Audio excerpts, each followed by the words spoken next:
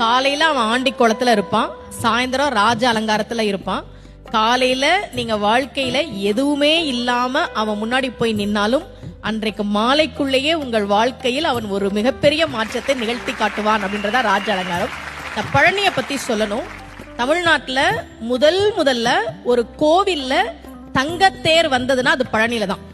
அதை உருவாக்கியவர் ஒரு தனி நபர், VVCR முருகேசர் அவர் பேரு. 1947 அவர் மட்டும் ஒரு தங்கத்தேர் பழனிக்கு உருவாக்கி கொடுத்தார். இன்னைக்கும் அந்த தங்கத்தேர் தான் பழனியில இருக்கு. அதன் பிறகுதான் மற்ற கோவிலுக்கு வந்தது. தனிநபர் பழனி கோவிலுக்கு தங்கத்தேர் செஞ்சு கொடுக்கணும்.